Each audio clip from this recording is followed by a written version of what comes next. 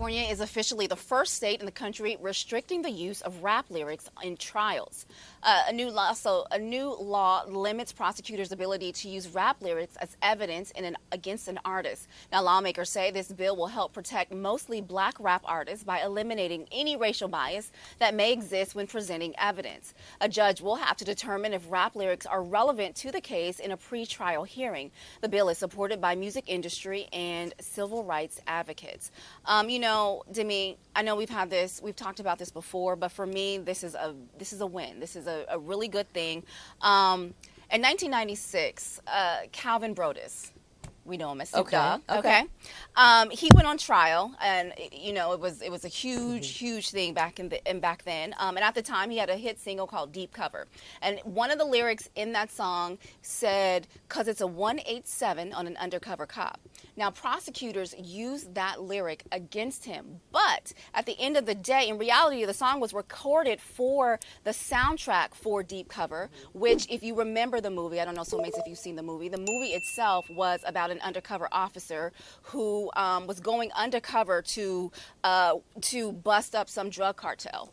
And so the soundtrack of the movie was about going undercover, 187 on a cop. So basically, he did what they asked for in the soundtrack, but they were able to use those lyrics against him in court. So the fact that that was even able to be done back then, and now we're fast forward 2022, we're saying, okay, let's put some context on this. And what ways are we using these lyrics? Does it apply to this case? We can't just open a blanket door and allow to cherry pick different lyrics and decide we're going to use this or we're not going to use that. So it's estimated that more than 500 cases over the past 30 years have had prosecutors have used rap lyrics to convict people of color, black and brown people. And so this is a historic signing. Once again, California leading the way. There was a bunch of rappers on virtual Zoom with Governor Gavin Newsom. I think we have that picture. I think there was E40 was there, Ty Dolla $ign, Too Short, Meek Mill.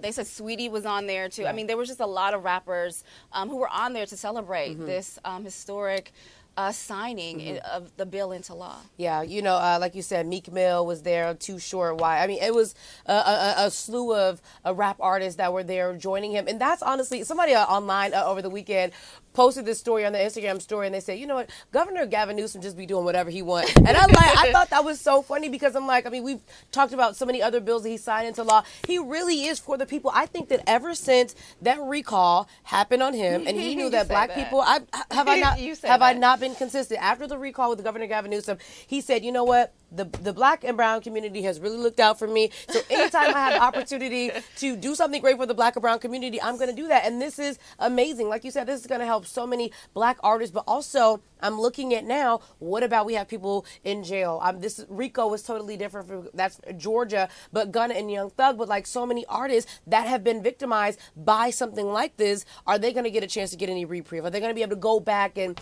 right some of the wrongs that were done to those who could be serving jail time right now or serve jail time for something that was misconstrued? So I love that Governor Gavin Newsom is doing this, but I want to make sure that an equal playing field is for everyone that's been a victim to this. Yeah, and hopefully this is a case study, so other states will pick this up and implement this into law too. I mean, just one more thing too with this.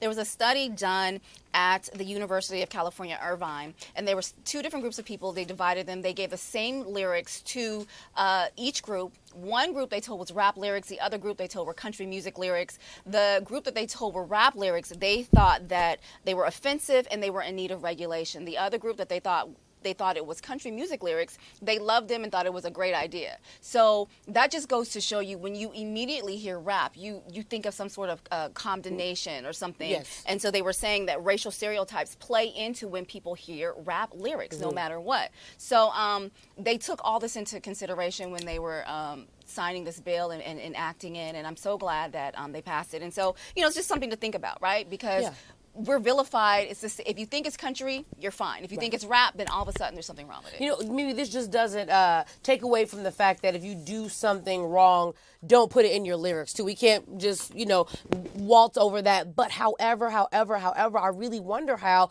Gun and Young Thug and the other people that could potentially go down with their whole Rico case. How do they feel right now behind bars? And they've been there for a long time, haven't had an opportunity to be in court and defend themselves. And now you have Governor Gavin Newsom. Why bringing in this bill, making sure that no one in California has to go through something like that? I just wonder, with them being behind bars currently from exactly this, how do they feel right now? I just feel like it would make me feel kind of like, I don't know. I wouldn't feel too well. Well, I would assume it would give them some hope. Okay. If another state is implementing this, maybe, it'll catch on. That's what I would Okay. say. Well, we shall see. We shall see.